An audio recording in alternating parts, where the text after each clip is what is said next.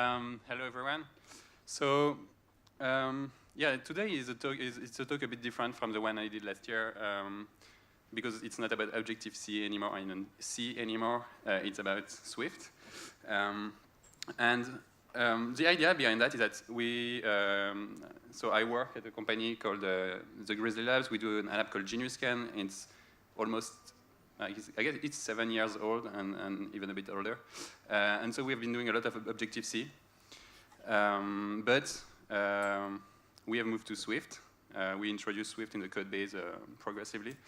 And we write tests in Swift. So it's much harder than writing tests in Objective-C. It's a new way of doing things. And I guess my talk could have been, I hesitated for the title. It could have been writing tests in Swift. It's also a bit more about mocking, because that's the hard part. So let's dive into that. And I guess let's go back to the basics of what is a mock and how to write a mock. So to do that, we are going to start with cheese.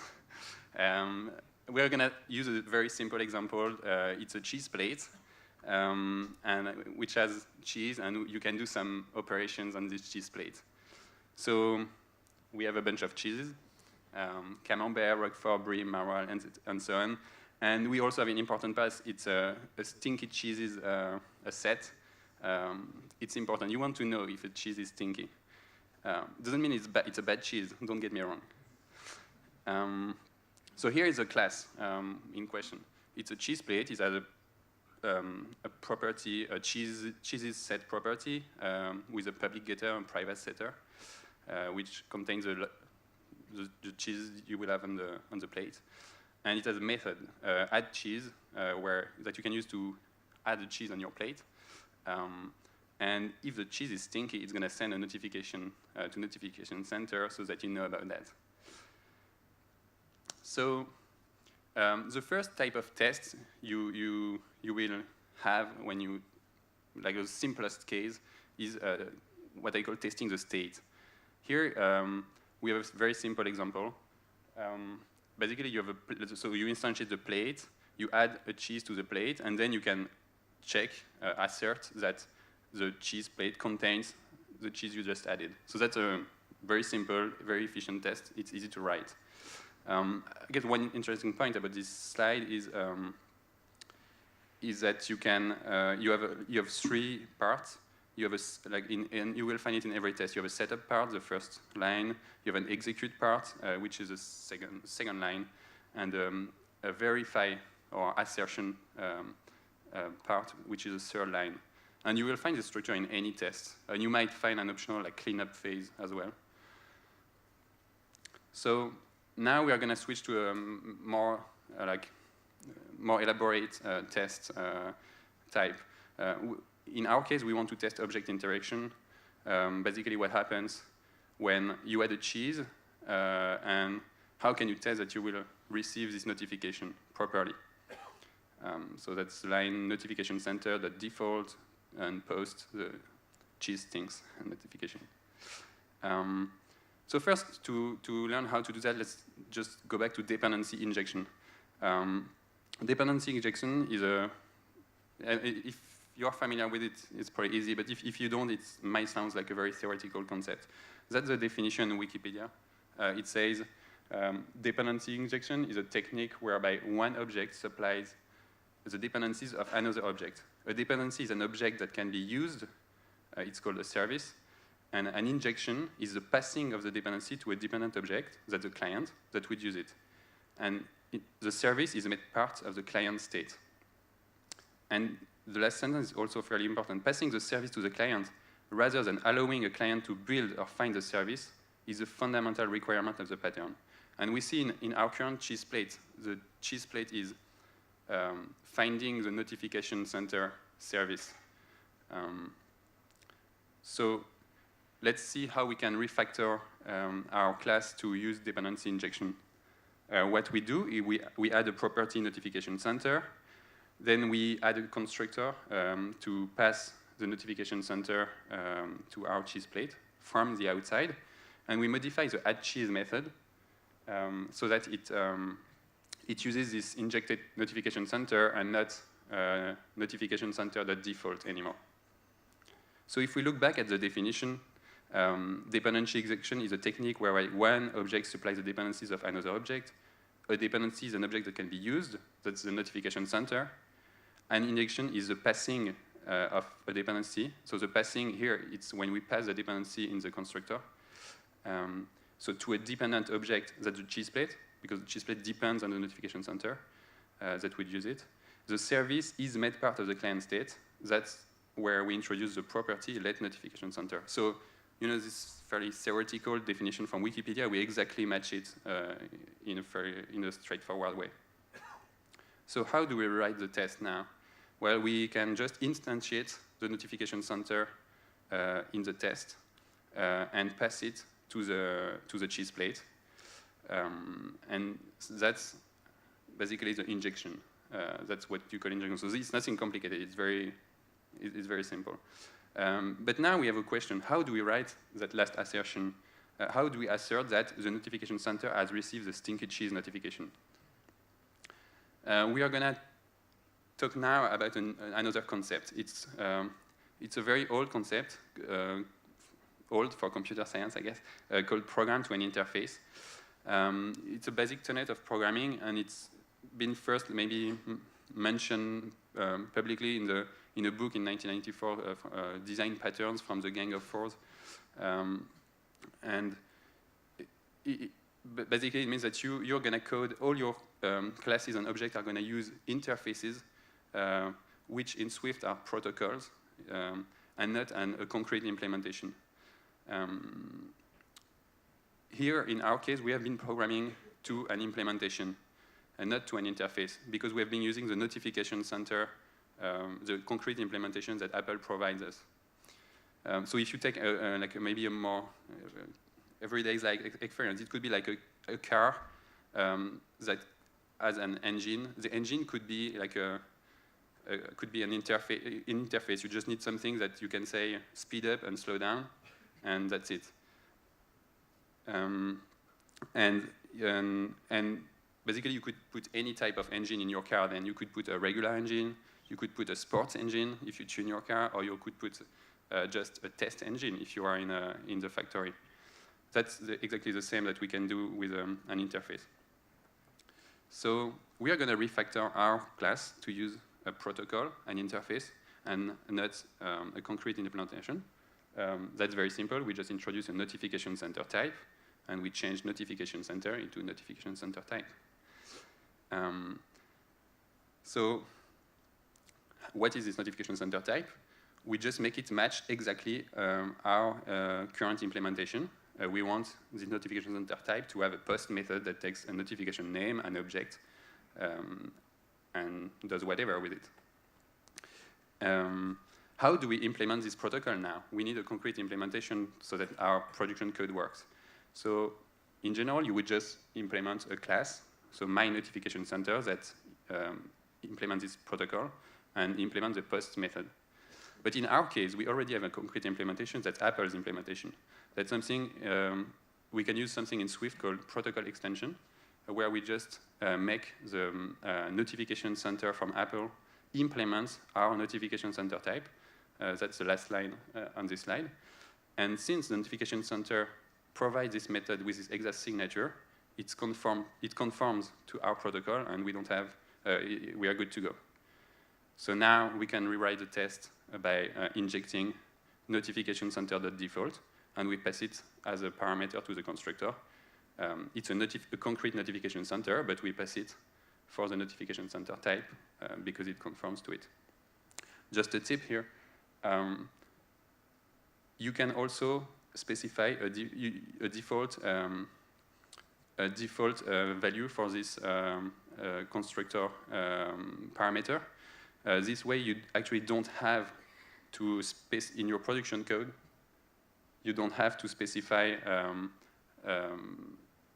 to inject the parameters every time if you use Apple's default implementations. So that might be convenient. It's particularly convenient if you start using dependency injection in your app and don't want to.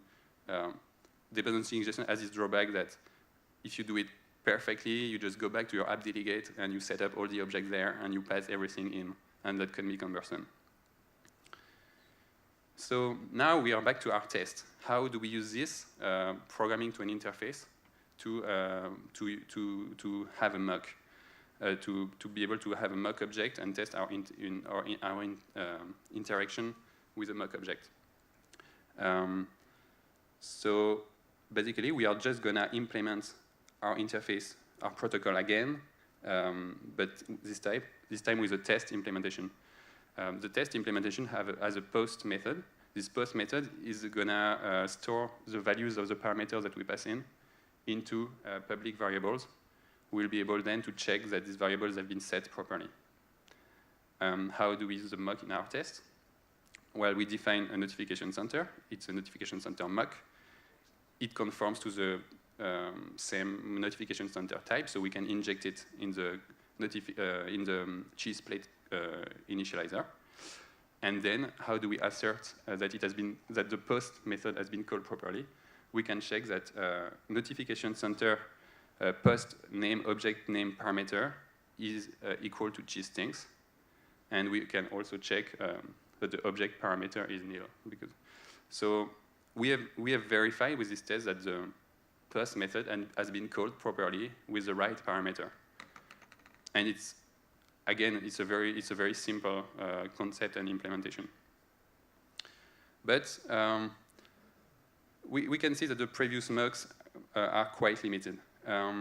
If we go back here, we see that only one call can be stubbed at a time. So, for instance, if our cheese plate were to call the notification center post method twice, we would only store the calls of the last parameter and lose the information about the first call. We cannot check how many times the post method has been called. In this case, we didn't mock variables. It could be that a notification or any object would have variables. You would want to be able to mock them. So there are a lot of drawbacks to this very simple mock, and we want to write a more powerful mock. So here is a more powerful implementation. Here you notice that basically instead of storing the variable where we store the parameters, instead of being just a type, there are an array of this type. So for instance, the name parameter will be an array of notification names. Similarly, the object parameter will be an array of any, optional any. And then we also added a verify method. This verify method is convenient because it let us check that post has been called, and it does the checks for us. So we can call verify post, pass the call index. So for instance, we can say the first call to post has received a given name parameter and a given object parameter. So this mock is a bit more, it's still not very powerful, but it's more powerful and more useful than the one we wrote before. So this is the way our test looks like now. We still inject the mock. What changes is the last two lines. We can call verify post, and we can say that the first call to post has received cheese stings.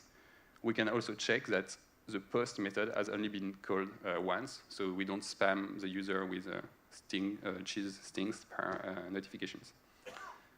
But you're going to tell me, did you see the size of that mock? And that's true. If we go back to this slide, we see that, I don't know how many lines, but like about 30 lines for just this mock. So it's, that's a good mock. So it's bigger than the implementation itself, which is a bit sad and doesn't make you want to write tests. There are additional issues with, sadness to it. First, like in Objective-C, that was the way you could mock a notification center. Just one line using a framework. You can't do that in Swift. Basically, there are no mocking framework. That's due to the, that's due to the fact that Objective-C was a dynamic language and Swift is not. We can talk about that. But, there also was a limitation of the ManualMax we just wrote. well, one good thing, it has a nice interface. We like the way it works. We like to be able to call verify post and check that we have been able that the post method has been called properly. But it's very cumbersome to write. Every type we want to mock, we have to rewrite a new mock, a mock class. So here we mocked notification center, but what if we use a file manager? What if we use all the classes we can think about? It's a bit limited. And the more powerful we make this mock, the more work we have to repeat for every class that we're going to mock. So here it's 30 lines, but if we make it more powerful, it's going to be like maybe 100 lines, and we have to repeat the 100 lines for every type we are going to mock. So here we are going to talk about the ultimate solution. It's auto-generated mocks, and we are going to use something called Sorcery for that. So Sorcery is a project by Krzysztof Zabłocki. So sorry if I'm not fluent in Polish. But so basically Sorcery scans your source code, applies your personal template, and generates Swift code for you, allowing you to use meta-programming technique to save time and decrease potential mistakes. So that's great. We want to save time and decrease potential mistakes. How do we do that? So here, back to our interface, notification center type, that we use a protocol extension so that notification center implements it. Now we are going to just use a step protocol called Automockable. It's provided by Sorcery. So it's not provided by Sorcery, but it's a step protocol you use to mark some classes. And basically here we annotate the notification center type protocol with the Automockable protocol by inheriting from it. And that's it. Now you run Sorcery and you pass in a template, so the Automockable template, and it's going to generate code for you. So very quick slide. Here is what a template looks like. The interesting part is you see a for loop at the top. So for type in types based on Automockable, and then you generate a class which is type name Automock. So basically, it's going to take all the Automockable, all the types implementing or based on Automockable in your code, and generate a class for it. And here is the output. So, well, it looks like exactly what we had written manually before, and that's what it should look like. So basically, we don't have to write that manually anymore. It's auto-generated for us. So what do our tests look like now? We just use Automock instead of using the mock. And and that's it. It didn't change. It's exactly the same. Just we didn't spend too much time on writing this test manually. So that's 30 lines that are generated automatically. If we make the mock more powerful, we can still generate this 100 lines of mock automatically. And we can do that for every type that we create.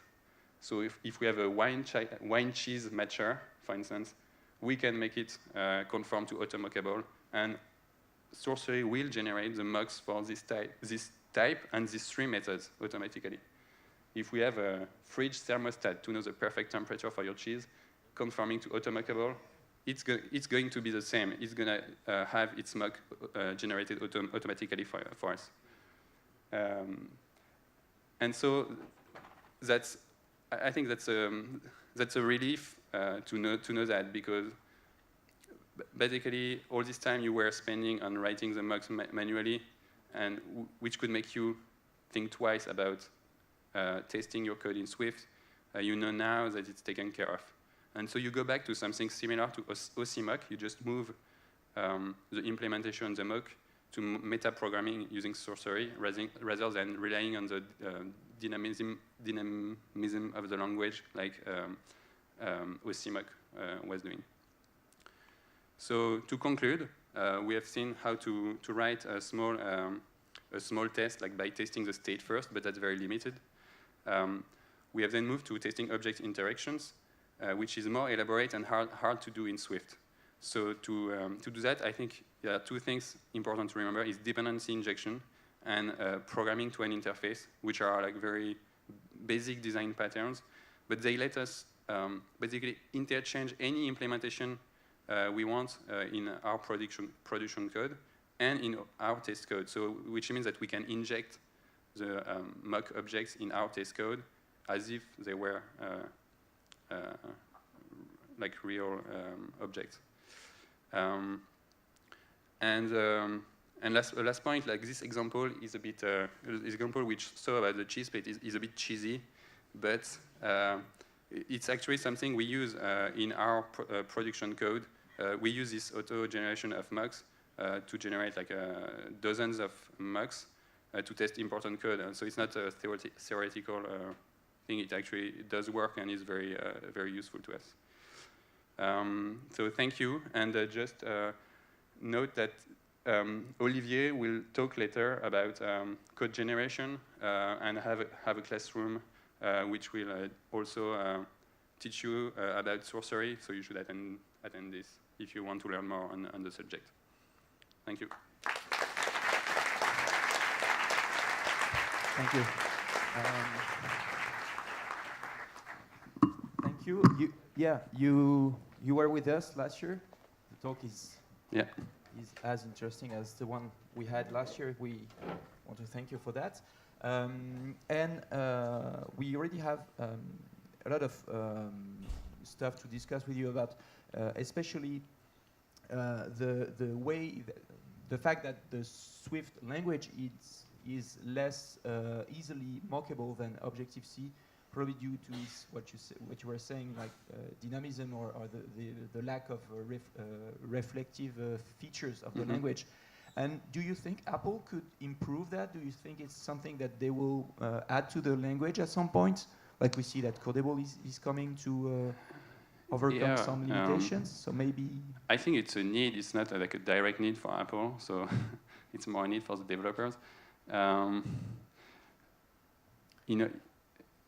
I think like the meta-programming stuff that goes around sorcery is very interesting because it adds, it can compensate really well for this lack of dynamism in some ways, and it keeps the language safe by not introducing too much like dynamism and introspection.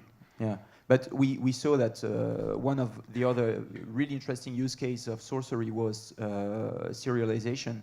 And now it's in the language, so and it was. So maybe it's possible they add it. It's possible also that they add something to the effect of sorcery, like annotations or these kind of things to the language that might help with that. Yeah, and about sorcery, the talk is going to be by Olivier tomorrow, and tomorrow afternoon you're going to have a chance to attend a classroom about that tomorrow afternoon. Yeah, so I had another question. You show how to use sorcery, and that's, I guess the best use for sorcery I've seen yet. Equatable. And equatable, yes, but I prefer this one. Oh, okay. My equatable are always equals. Anyway, what's your stack for testing? Do you use any frameworks or just plain XC tests? So for Objective-C code, we have used a bunch of different frameworks.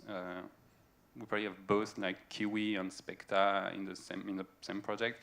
For Swift, Quick and Nimble, which are pretty good. Can you tell us just in a few words what those? So Quick is a if you're familiar with Ruby, is a RSpec-like framework. I know we have at least one Ruby guy here. Yeah, so it's basically linked to behavior-driven development.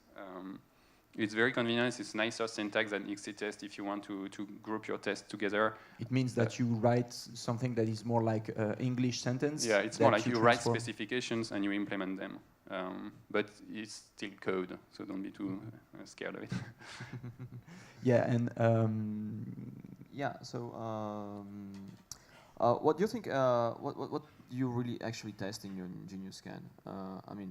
You can even lie if you want, but we were wondering about the coverage. It's something we've improving on. At the beginning, there was 0 tests in Genius Scan, so 7 years ago, and now there are more.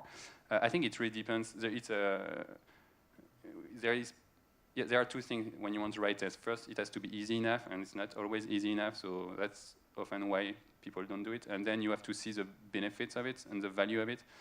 Currently, we are writing a synchronization basic backend for GeniusScan, and the value that we see is that if something wrong goes there, the user can lose documents. We don't want that to happen, so we write tests. You know, on this scale, like a lower value could be if something goes wrong, the app doesn't work for 1 day, and you have to submit an update to Apple. It's probably less bad than losing documents, but still bad. So that's where we try to write tests for the most important part. It's a discipline to get into. Yeah, for critical code that could bring to some disastrous damages. Yeah, and we have seen, like, we have another app called Genius Fax where people fax documents. We've tested the backend with RSpec extensively since day one, and it's been like magical for us, like 0 bugs, 0 issues, and so once you see a concrete example, you see the benefits of having the test and that justify writing them. Like, can you say on stage 0 bug? And like 0 critical bugs, like okay. it's just, you know, and it's that's it improves it improves upon itself over time, because you find a bug, you can write the test immediately because you already have all the tests. And yeah, sometimes that's something very interesting in what you're saying is sometimes just having the framework in place is the hardest part. Once you have like a few tests or even just one simple test, adding some new tests is quite the first test is the hardest to write, because maybe you don't know how to write tests, maybe you don't know how to use the frameworks, and once you start writing one, you have the framework in place, you have all the weird issues between your test interacting with your app and your frameworks solved, then you are on a roll and it's easier to test. Yeah, because actually we can start writing tests without any mocking frameworks or any other frameworks, just with using Xcode. But you're fairly limited, and often limited. Yeah, also one important thing, I think, is a continuous integration. If you don't run your test, you know, you will run them every 15 days, they will break, and they will be broken every 15 days when you run them, and you will just abandon. Wow. If you have continuous integration, you will see immediately if they break, and you will fix them immediately, and they will stay in a good shape, and you will it will be easier. That's a great transition, because Buddy Build is gonna jump on stage, and so the next talk is about not exactly continuous integration, but some data that Buddy Build gathered around what apps are doing in terms of framework usage and stuff like that. And they have been able to gather this data because they have this cloud-based continuous integration solution. And as you were saying, if your tests are not run automatically when you push some code, then the tests are not really useful. But that's what we're going to see later. So thank you, Bruno. Thank you.